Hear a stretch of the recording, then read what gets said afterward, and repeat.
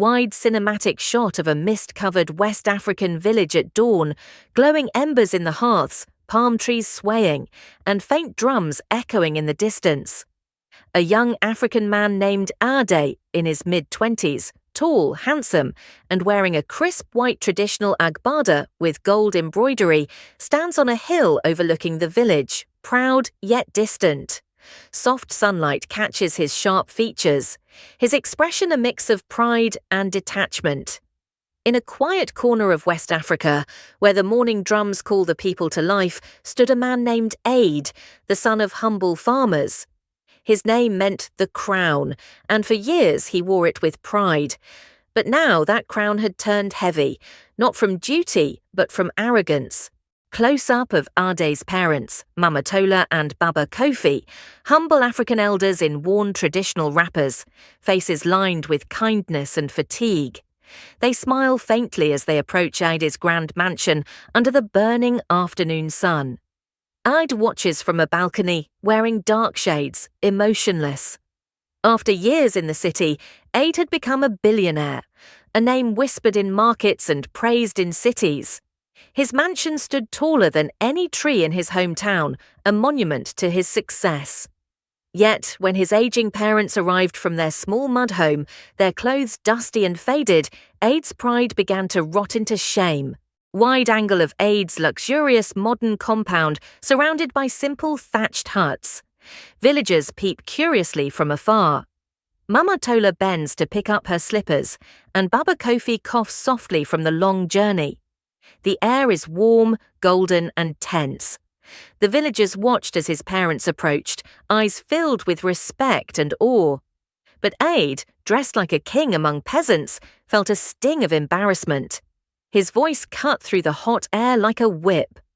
"Don't come through the front, go to the back," he said coldly. Interior shot of Ade's compound backyard, a cold, dim garage lit by a single bulb. A mat is laid beside expensive cars. Ade's mother kneels to spread a blanket, while Baba Kofi gently fans her. Outside, Ade watches through the glass window, face emotionless, but eyes clouded. That night, he made them sleep in his garage, beside his gleaming cars and the smell of oil. "I have guests tomorrow," he said. "I can't let people see where I came from." Mama Tola said nothing. Baba Kofi simply smiled and whispered, "May your wealth not blind your heart, my son." Midnight forest scene, a dense, ancient African forest bathed in moonlight and mist. A sacred shrine glows faintly under a massive baobab tree. In the distance, a mysterious old woman in a tattered wrapper walks barefoot, holding a staff wrapped in charms and cowries. That same night, under the silver moon, the spirits of the ancestors stirred. They whispered through the iroko trees, their voices like wind and sorrow. "The sun has forgotten the soil that raised him," they murmured. The goddess of roots, Abeni, rose from her shrine. Her eyes were filled with both mercy and judgment. Abeni's ethereal form gliding through the mist, a regal African goddess draped in glowing white cloth, adorned with gold beads and tribal markings. The forest glows softly around her, fireflies orbiting her presence. Her expression, calm, powerful, sorrowful. Abeni walked into the night, her steps soundless, her aura bending the air. She whispered to the wind, "Let him remember." And with that, the rains came suddenly, not just to the village, but into Ade's dreams. Dream sequence. Ade asleep in his massive bedroom with silk sheets and golden lamps. His face twists in fear. Around him, ghostly hands of ancestors rise from the floor, reaching toward him. Their whispers echo. "You have forgotten who you are." Lightning flashes outside. Ade awoke drenched in sweat, the sound of drums thundering in his head. He heard voices calling his name, not with love, but with warning. Next morning, Ade walks through the market, uneasy. Villagers turn away. He sees a beggar with eyes just like his father's. The beggar whispers, "A man who hides his roots hides his soul." The air grows colder. For days, things went wrong. His crops failed, his business deals fell apart. Even his mansion began to crack at the corners, as though the earth itself rejected him. And still, he did not understand. Stormy night, lightning over Ade's compound. The garage door bursts open as thunder roars. Ebene, the goddess, appears before Ade in blinding light, her eyes burning with ancestral fire. Ade falls to his knees, trembling. Then came the storm. The wind howled and the ground shook, and in that blinding flash of light, Ebene appeared before him. "Son of Kofi," she said, her voice like rolling thunder. "You built a house of stone but forgot the hands that shaped your bones." Close-up of Ade weeping in the rain, golden embroidery soaked, mud on his face. Behind him, ghostly images of his parents appear, smiling faintly, forgiving, glowing softly in the rain. Ade wept.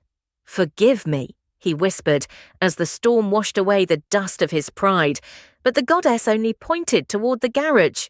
"They are gone," she said softly, "and now you must live with the echo of your shame." Dawn after the storm, golden sunlight through mist. Ade kneels barefoot before his parents' small graves behind the house. He places a bowl of fruit and water before them. He wears plain white cloth, his jewelry is gone, and his eyes are red but peaceful. When the morning came, the village found Ade silent, kneeling before two small graves. No servants, no music, just the sound of the wind and his whispered prayer. Wide shot of Ade rebuilding his parents' old mud house with his bare hands, surrounded by villagers helping him. He smiles faintly. Children run around laughing. A calm, humble peace fills the scene. From that day, he sold his mansion and rebuilt his parents' home with his own hands. The people began to call him Ade the Humbled, the man who traded gold for grace. Sunset over the same hill from the beginning.